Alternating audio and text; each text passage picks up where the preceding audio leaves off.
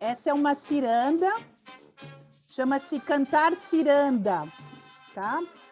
Pelo Ciba. Depois eu mando para vocês o link. A ciranda é como se aventurar a viver em alto mar, pescando numa jangada, vela esticada, chuva e sol, frio e calor.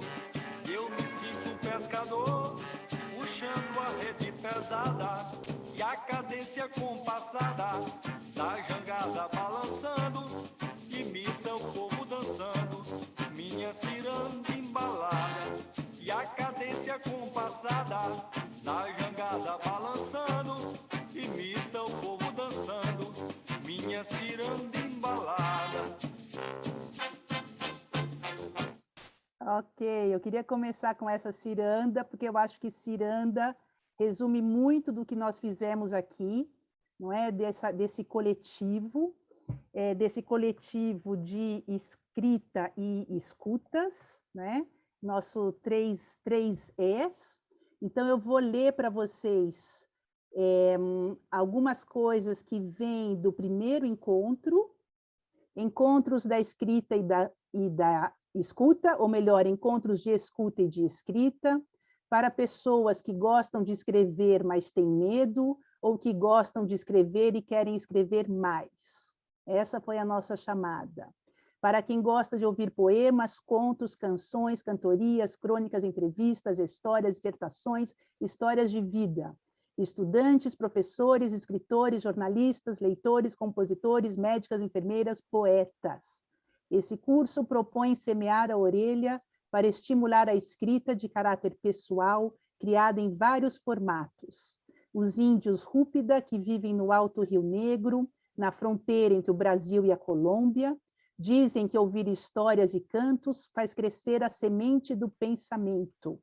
Em um total de 5 encontros e um sarau, nós vamos fazer essa semente brotar e se expandir em uma escrita pessoal e uma escuta coletiva. Nós vamos exercitar nosso direito de ouvir a nossa fala e a nossa escrita. E aí eu separei algumas palavrinhas aqui que eu tinha separado para vocês soltas, algumas palavrinhas que são as seguintes: carece de ter coragem, carece de ter muita coragem. Frase de Riobaldo Tatarana, no Grande Sertão Veredas.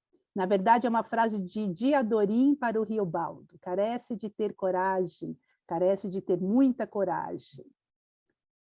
Uma outra frase: a voz passa a habitar a escrita como escuta, e o texto, mais do que a expressão de uma subjetividade individual, atua como um canal de receptividade, um espaço de expansão, de irradiação e contato com o lado de fora.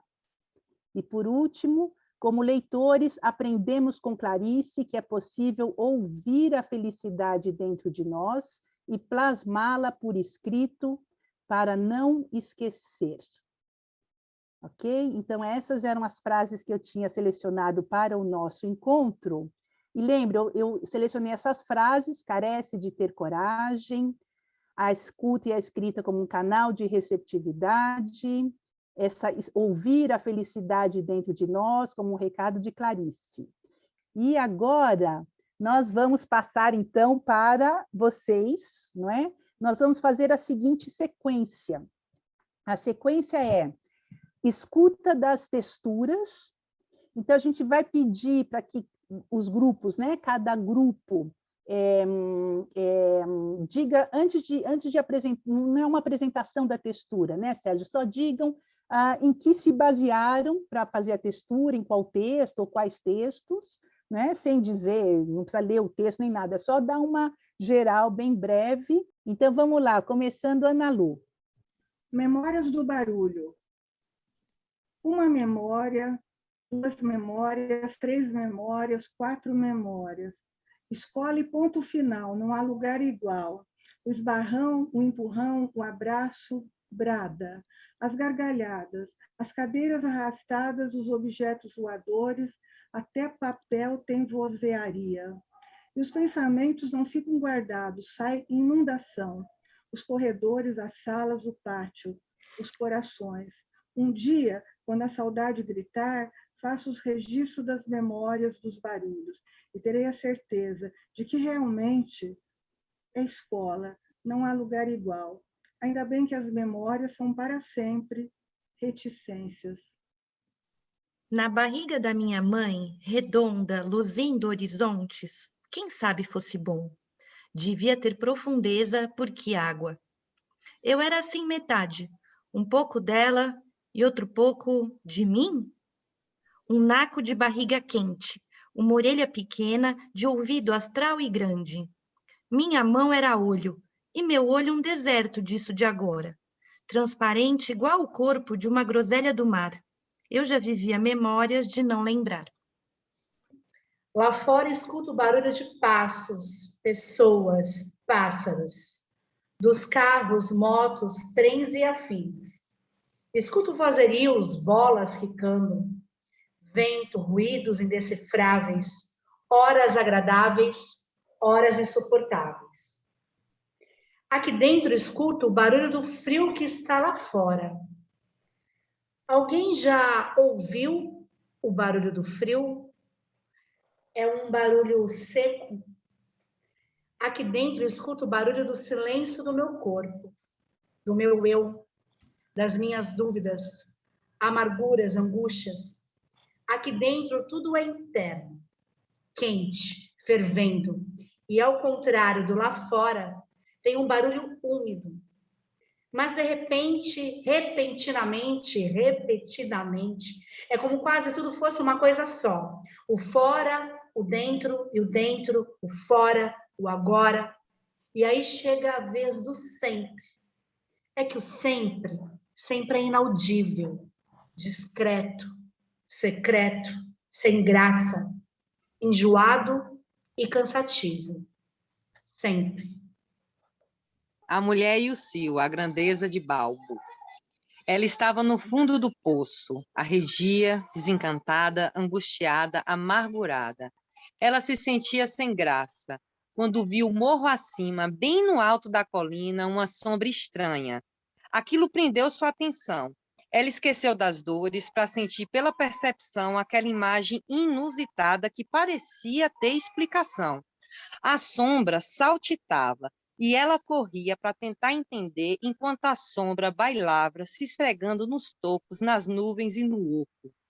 Ela mudou de direção para ver se o feixe de luz ajudaria na compreensão, e, para sua surpresa, lá estava uma imagem pitoresca. Era uma grande vulva, aberta, com a boca cheia de dentes.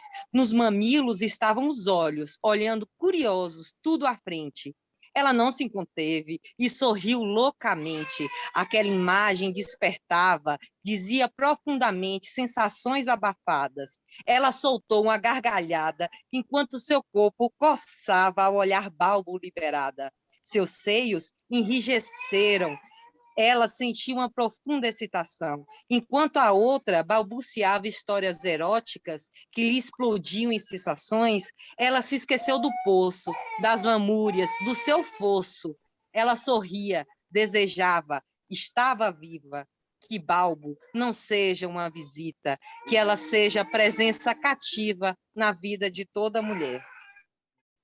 Hoje eu vou falar dessa carta que a Marília colocou na nossa última aula, e ela me tocou muito.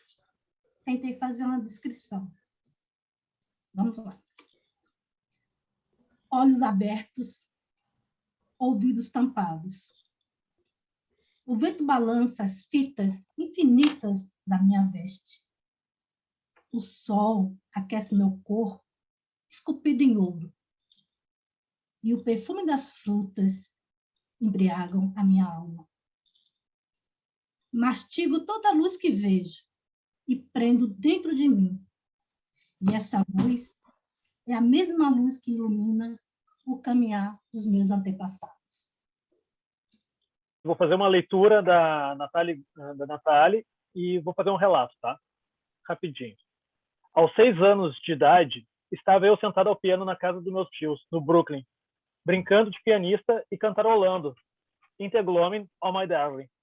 Minha prima era 9 anos mais velha, sentou-se ao meu lado, na banqueta, e berrou a minha mãe. Tia Silvia, a Natália não tem ouvido musical, ela não sabe cantar.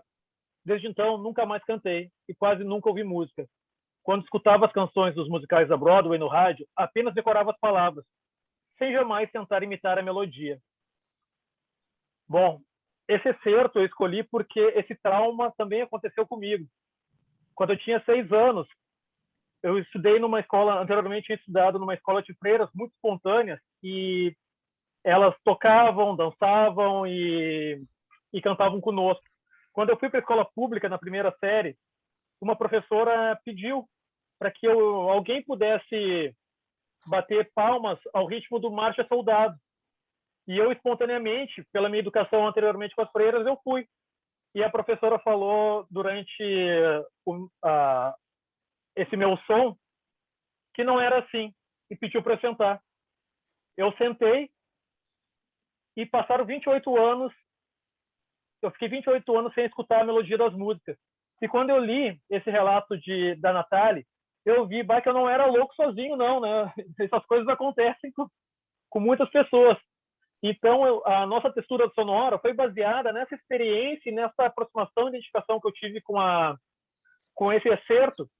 E daí, numa terapia, na psicanálise, tem um dia que a psicanalista pediu para relatar algum trauma, algum acontecimento estranho, e eu falei isso. E no momento que eu falei isso, veio um zumbido da melodia de novo. Então, com o passar do tempo, conheci a Denise, que é a irmã do professor Sérgio Byron, conheci a textura sonora proposta pelo Sérgio Byron, e isso tem alimentado muito a minha escuta. E é isso, tá? Eu agradeço muito pela oportunidade de aprender com vocês dois e compartilhar essa experiência de leitura e de estética, beleza, vida e alma com esse grupo maravilhoso que se juntou nesse momento, tá? Muito obrigado pela atenção. É isso aí. Ai, gente, é uma música e ela veio assim, tipo, chegou. Tocou meu coração, escrevo, escuto minha voz na imensidão. Tocou meu coração, escrevo, escuto minha voz na imensidão. Quando toca um violão, uma janela abre sobre o mar, com as luas, as estrelas, meu barquinho leva quem embarcar. Onda do mar, espuma branca, enquanto dança pode revelar uma flor de amoreira, perfuma tudo, faz encantar, perfuma tudo, faz encantar, perfuma tudo, faz encantar.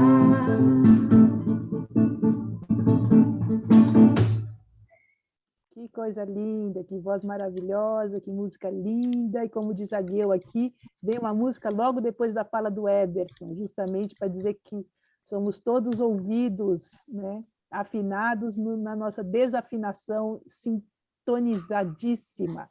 Maravilha. Desafinação não existe. Exatamente, Ricardo.